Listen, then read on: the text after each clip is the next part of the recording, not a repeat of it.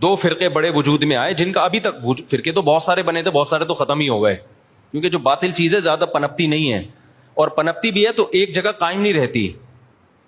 آپ اگر 1200 سال پہلے کے شیعہ کو دیکھ لیں تو الگ تھے, 200 سال بعد والے الگ, آج الگ. تو وہ بہت یعنی ایک جگہ نہیں. آپ اہل سنت والجماعت کو دیکھیں گے نا تو جو 1200-1300 سال پہلے تھے آج بھی اسی ٹریک پر ہیں وہ, خاص طور پر جو ان چاروں مکاتب فکر کو فالو کرتے ہیں, حنفی, مالکی, شافعی, حنبلی. ان کے اصول 1300 سال پہلے لکھ لیے گئے تھے, مسائل بھی لکھ لیے گئے تھے, تو اب اس سے ہٹتے نہیں ہیں یہ. آپ کو حنفی 800 سال پہلے کا بھی وہی نظر آئے گا جو آج تھا, شافعی 800 سال پہلے کا بھی ویسے ہی نظر آئے گا جیسا آج تھا. اگر تبدیلی ہوئی ہے تو بدعت کے حوالے سے ہوئی ہے, کسی میں بدعتیں آ گئیں, کسی میں بدعتیں, کوئی ایکسٹریم لیول پہ ادھر چلا گیا, کوئی مسائل کے معاملے کی بات کر رہا ہوں. جو اسلامک لا ہے, لا نہیں چینج ہوا کیونکہ وہ ریٹن فارم میں آ چکا تھا پہلے. تو اب میں عرض کر رہا تھا کہ دو فرقے بڑے وجود میں آ گئے. ایک کو کیا کہا جاتا تھا؟ شیعہ. ایک کو کیا کہا جاتا تھا؟ سنی. تو سنیوں کا جو اصول اور ضابطہ تھا وہ یہ تھا کہ قرآن سے مسئلہ دیکھا جائے, پھر نبی صلی اللہ علیہ وسلم کی صحیح احادیث سے, اس کے بعد صحابہ.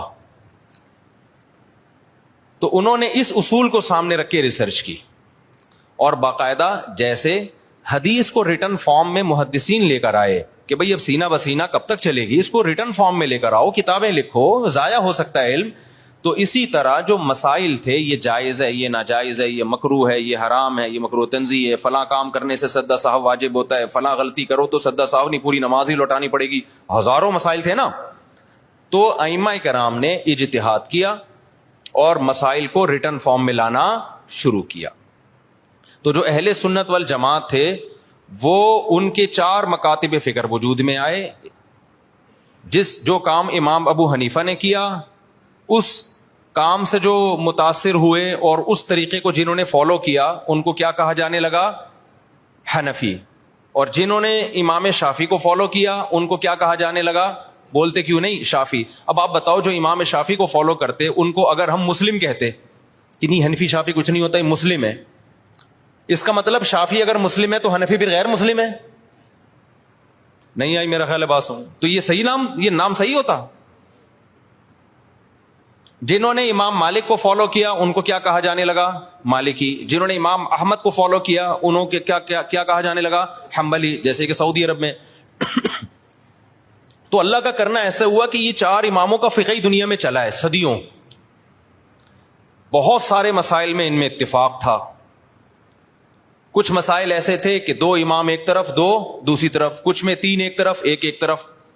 تو جو اختلافی تھے وہ اب اختلافی رہ گئے ہمیشہ کے لیے, جو اتفاقی تھے وہ کیا بن گئے؟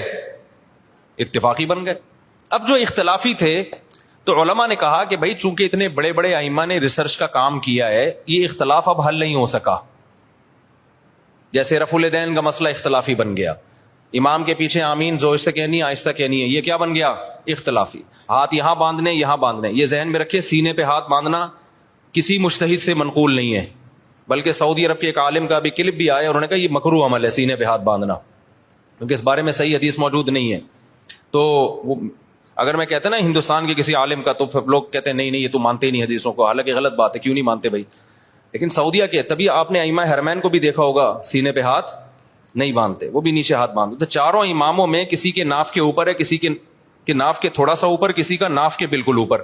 ایسا 4 میں سے کسی کی ریسرچ نہیں ہے کہ سینے پہ ہاتھ باندھے جائیں, یہاں یوں کر کے ہاتھ باندھے جائیں. خیر جو باندھتے ہیں ہمیں ان سے کوئی چڑ نہیں ہے, کوئی اتنا بڑا ایشو نہیں ہے یہ. میں تو صرف یہ بتا رہا ہوں کہ یہ جو الزام لگایا جاتا ہے نا کہ یہ لوگ حدیثوں کو نہیں مانتے, یہ الزام غلط ہے. کیونکہ حدیثوں میں ہوتا نا تو یہ 4 اتنے بڑے بڑے مجتہدین جن کو پوری امت نے, جو تابعین تبع تابعین کے دور کے لوگ تھے, ان کو تو حدیثیں زیادہ پہنچی تھیں اور حدیث کی سند کی تحقیق یہ زیادہ اچھے طریقے سے کر سکتے تھے, یہ قائل ہوتے اس کے. تو ابن خزیمہ کی جو روایت ہے سینے پہ ہاتھ باندھنے والی, وہ صحیح روایت نہیں ہے. مصیبت آج کل یہ ہے کہ آپ کا جو مذہب ہوتا ہے آپ وہ حدیث کو لازمی صحیح کہنا ہے, مارکیٹ میں جو چل رہا ہے, اور جو مخالف کی دلیل ہے وہ لازمی کیا ہے؟ پہلی نظر میں ہی ضعیف ہے. یہ چل رہا ہے مارکیٹ میں. خیر, تو ان 4 اماموں میں جب اختلاف کچھ باقی رہ گیا تو امت کے بڑے بڑے علماء نے فتویٰ دیا کہ بھائی اب یہ اختلاف ختم کرنا ممکن نہیں ہے.